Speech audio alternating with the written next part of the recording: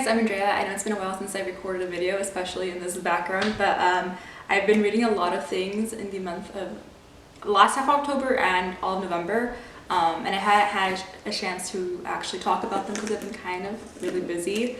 But I got this package in the mail from my friend Ashley over at Ashley's Stormo, and I thought I'd open it and talk about all my recent reads in the meantime. Definitely subscribe to her channel if you're a fan of like screenwriting and movies. She does a lot of book stuff, but also does a lot of cool film reviews. Yeah. So this past month, this is not working out the way I thought it would. This past month, I participated in Digithon, and I didn't get through all the bingo card prompts, but I did try to at least read one book for Digithon, and I read this book called Where the Dead Sit Talking, and it's a super short, tiny book, but it's really packs a punch. It kind of reminds me of like The Outsiders. It kind of reminds me of like those books they assign you to read in high school, but in a good way, in the sense that it feels like it's influential for like a future generation. Although I was uncomfortable at some points with the writing, just because like the main character himself, like he is like tragically part of the system that like kind of forces brown kids and brown people into these almost hopeless scenarios. But at the same time, his main character, he was kind of really misogynist. He's native and he has this like foster native sister, and he keeps talking about how much he doesn't like her, but he's obsessed with her. And he's obsessed with like going through her clothes and stuff like that, like smelling her clothes, which I feel like kind of touches on gender identity just a tad. But what kind of made me uncomfortable was the fact that like he talked about how like he wanted to rape her, but he didn't like her. He wanted to rape her like violently until she bled, but he didn't like her. So that was kind of weird. And then one thing I thought was interesting in the book was that he doesn't like a lot of people, the main character. And the people he really like dislikes, he would write at the end of the chapter when, where, and how they died. So at the end of the book, I wasn't sure if this was supposed to be like a serial killer origin story in a way, because it's never explained like maybe he killed them, you know. And at the end of the book, it all kind of goes to a climax because there's like this fight between him and his native foster sister, and she like ends up dying by a gunshot wound to the head, but it's never really explicitly told if it was her or him that actually like gave the final shot. So it was like this very strange but like deep book in the sense that it stays with you. And because it was nonfiction November as well, I also read parts of Bury My Heart at Wounded Knee. And it's a nonfiction. It's just basically about the Trail of Tears, and it goes back with actual eyewitness accounts, I think, from the Native perspective about what happened during that entire time. And okay, so the first thing here was a little card, and it has a little quote by the great Gatsby: "Breathing dreams like air." Great Gatsby. I'm gonna read this later. And she said, "Ooh, scrunchies! I'm gonna become a Visco girl now." There's this. But yeah, so I read parts of that. I always like to read parts of that book during the month of November anyway, just because I think as a country the youth should just learn more about indigenous people, indigenous struggle, and indigenous history. So the first thing is this little marshmallow fluff bath bomb. Cool. And I got a little puff. Yeah, and then one of the other prompts for Digithon was like watching a movie by an indigenous filmmaker or starring indigenous filmmaker, I think it was. And I saw Rhymes for Young Ghouls, and this was I found it on Canopy. So you can stream it there if you have Canopy as well. Basically, it is a super stylized film. If you like movies like Evil Dead or any Sam Raimi, or if you like even like Scott Pilgrim versus the whatever, Scott Pilgrim, I think you'll like it. I can't open this one. You'll like it, you'll like it, you'll like it.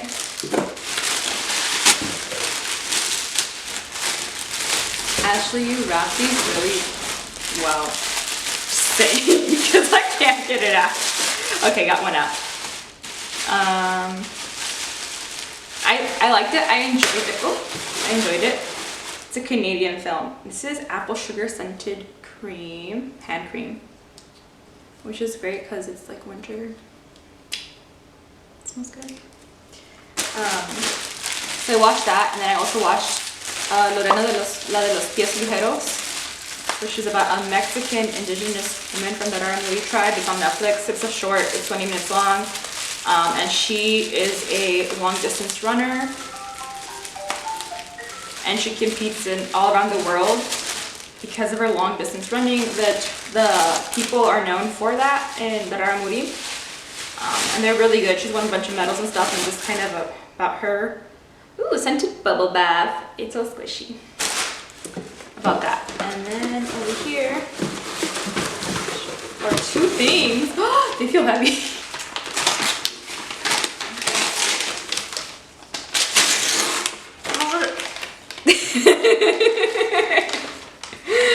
Oh, this makes me so happy. It's a Kylo Ren. It's a Kylo Ren picture. But yeah, that's what I read read and saw for Indigathon. And then besides that, I did read some other books on the side. I went to Mexico, and then I took the book The Toll with me, which is the third book of the Arc of Sight trilogy, the last one. First one, this one says Santa is coming to town. And this is a book called Bad Girls Throughout History, 100 Remarkable Women Who Changed the World by Anne Sheen. Looks like this. This looks really fun, and I'm very excited to read about it. Ooh, there is. The illustrations are super cool too. I opened Julia Child. But, oh, it has Joan Jett. Nice, nice, nice. Thank you, Ashley, for all the gifts.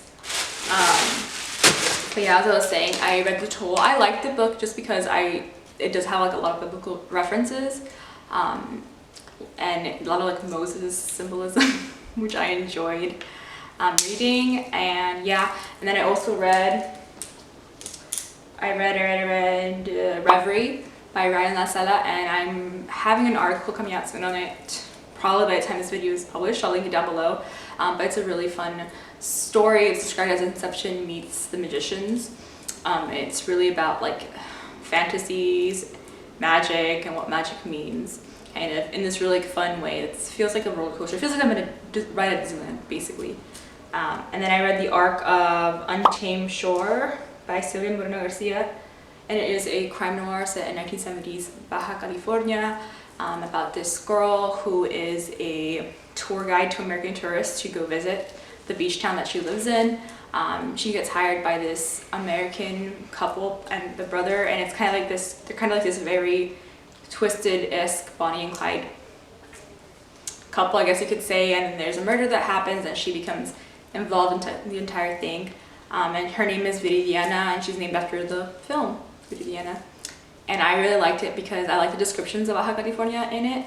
I thought that the way she described the desert was really interesting and deep, and I liked it because a lot of times deserts in books aren't described in that way. They're kind of described as like this desolate place where nothing ever happens, but in this scenario, like everything happens in the desert.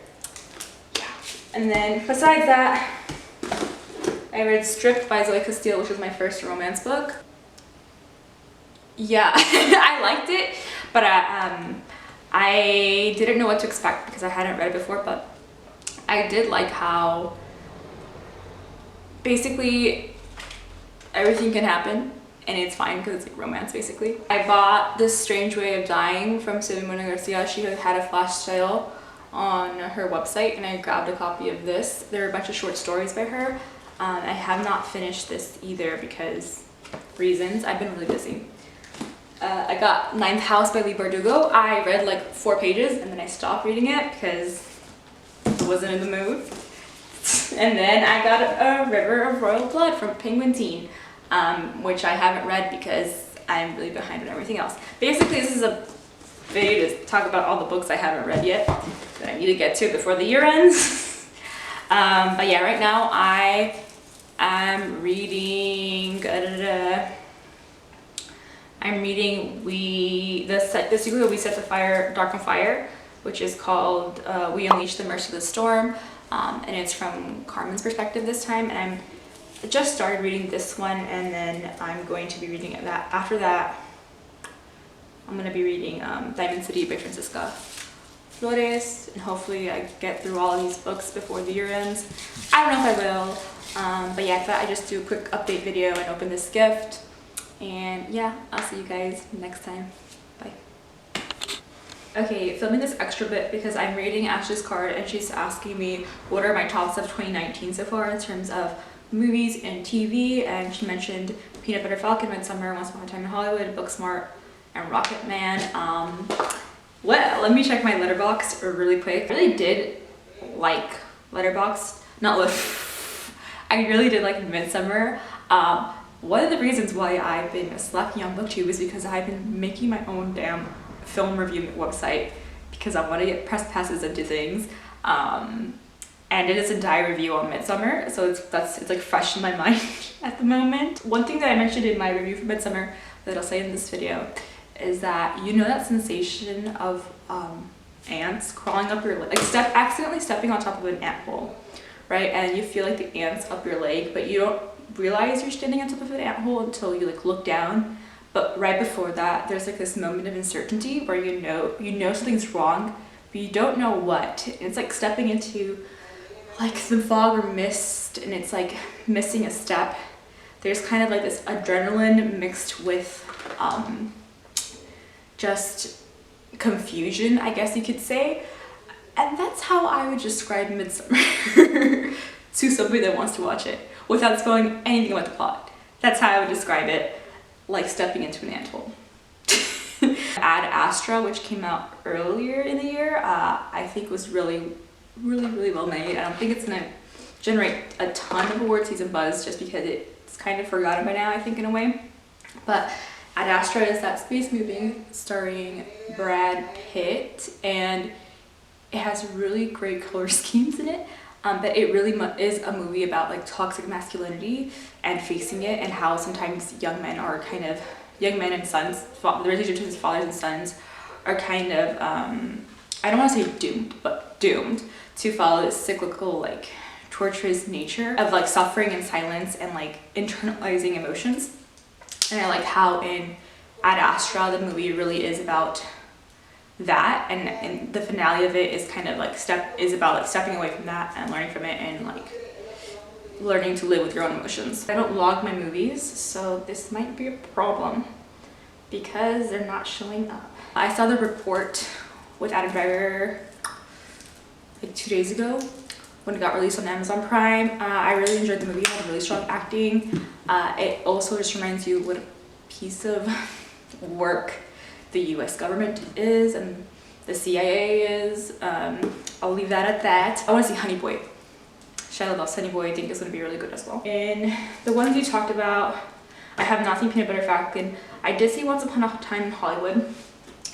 The thing with me about Once Upon a Time in Hollywood is that I enjoyed the ending of the movie and like the entire ending sequence of the movie, not the violent part of it, but the thing that comes directly after it.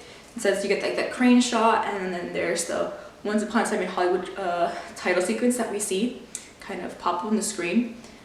It just feels very nostalgic, and yeah, it's like basically the only part of the movie I really enjoyed.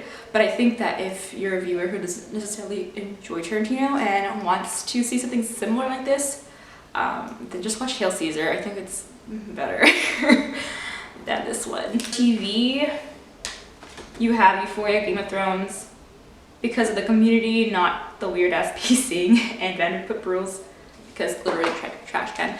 Reality TV, 90 Fiance is my jam. So I don't watch Vanderpump, but I do watch 90 Day Fiance. I watch all of them, man, and they're just make me happy because like it's so like trash. And if you don't watch that, definitely watch that. Watchmen, if you're not watching Watchmen, everybody should be watching Watchmen. I know I kind of talked about how Jordan Peele really takes a look at the kind of the systematic racism and microaggressions American people do on brown people, but Watchmen takes this and looks at it through a like superhero lens, and I think y'all should watch it. It stars Regina King, and she is the king. She is the king. I'm gonna stop my spiel here because I can go all day on this. If you're watching this, what are your favorite movies of the year? What are your favorite TV shows of the year? I'd love to know. Anyways, this is goodbye. Thanks so much for watching. I'll see you guys next time. Bye.